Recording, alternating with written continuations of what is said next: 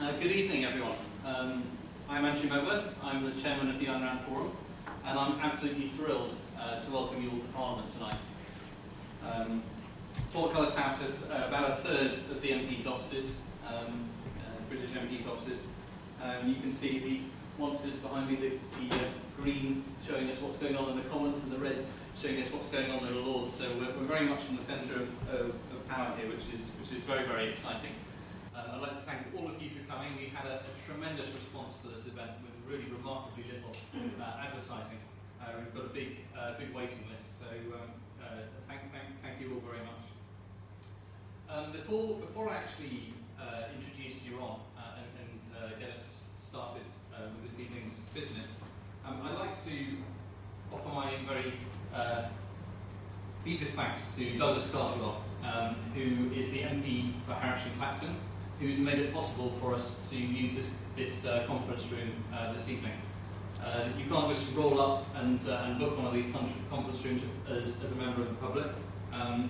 You do need sponsorship from an MP. Douglas has provided that for us this evening, so thank you, Douglas, very much.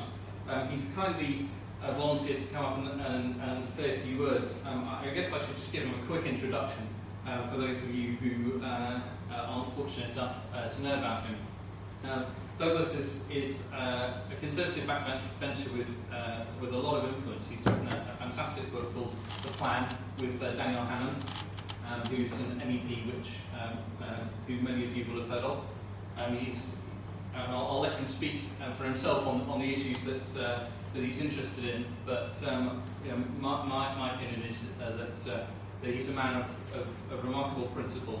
He's exactly the sort of politician we need in this country, and I'm extremely grateful to him for his support this evening. Of course, he doesn't necessarily agree with anything that's going to be said tonight, but he's prepared to listen, and that really is all we need.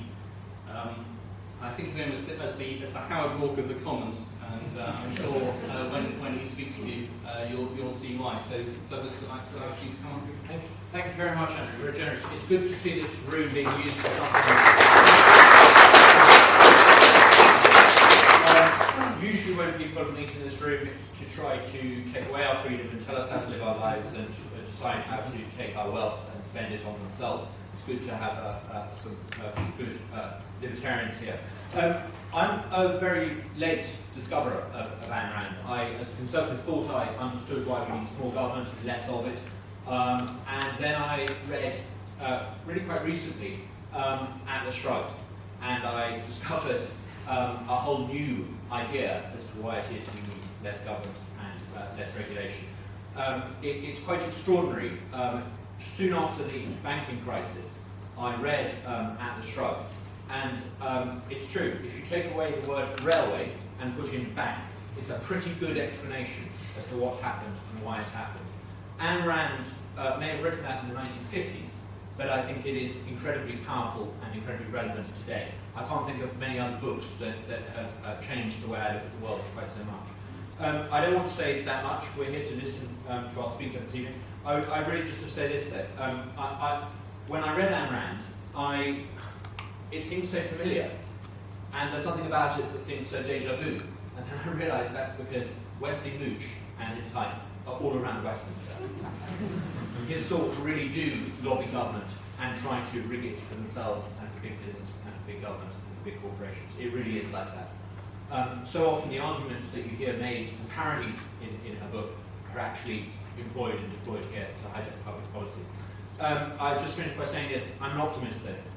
I think the internet is breaking down the power of big corporate media to define the terms of public policy debate.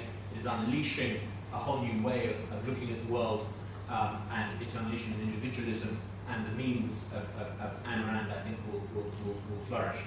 It's an incredibly exciting time. I think we can redefine and reshape what it means to be on the centre right of British politics, and I think Ayn Rand will play a major role in that. So thank you very much.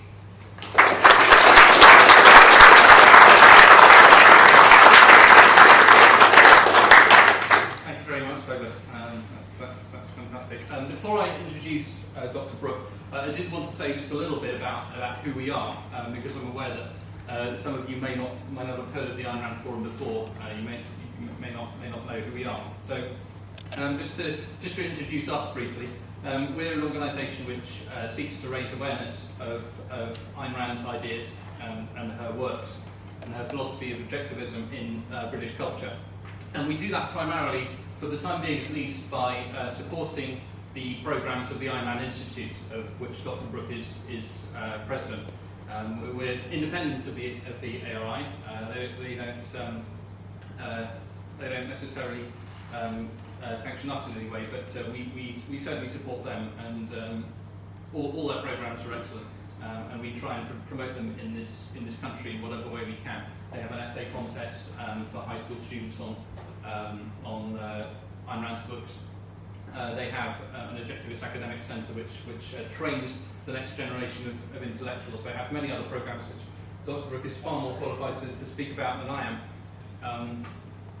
So the Ayn Rand Forum is a UK-based organisation which seeks to promote the ideas and philosophy of Ayn Rand in this country.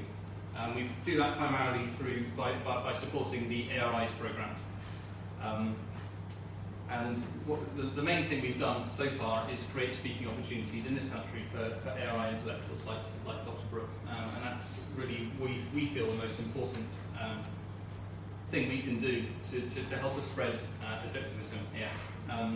We do many other things. We have a number of very fine letter writers. We get quite a few letters published. If you want to know more about what we do, you can talk to me afterwards, or you can look at our website. The address is just up there. So I won't say any more about that, except to say that you've got quite a busy schedule this time, haven't you? You're speaking. Is it twice in Oxford tomorrow? Twice in Oxford. We couldn't get you into Cambridge, but you can't have everything, I suppose. And you're speaking in York as well. That's right. Yeah. So that's great. We weren't responsible for all of those. Euron has his own connections, but we do our part.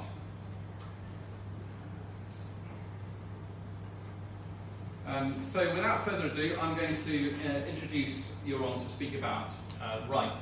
The full title is Capitalism as a Moral Ideal, Why Left and Right Are Wrong About Rights. And rights are really very much the central concept of Ayn Rand's politics, so I think it's very appropriate that we should be discussing that subject here this evening. And there's few people more qualified to talk about that subject than Dr. Euron Brooke. Euron is the president of the Ayn Rand Institute, which is based in Irvine, California. He's frequently interviewed in the media. If you watch Fox or CNN or CNBC or C-SPAN, you may have seen him on there. He's been published in many of the American dailies: USA Today, the Houston Chronicle, Chicago Sun-Times, Providence Journal, and the Orange County Register. His essays are featured in a brand new book by the Ayn Rand Institute called yes, that's right, Winning the Unwinnable War. Sorry, I've lost my notes here.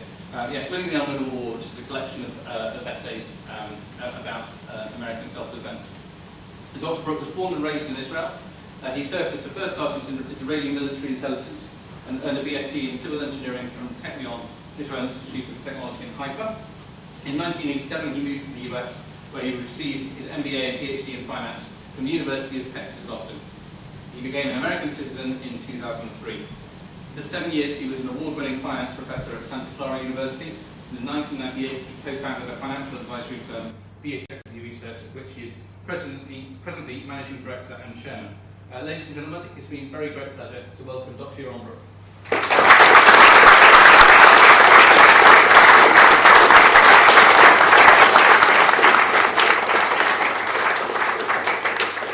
Thank you, Andrew, for getting us this beautiful facility and for facilitating this talk tonight. And I was back to Douglas, but he went out to vote, hopefully against some measure that is going to take away some of our rights, because I think most of what's voted here probably is just about that.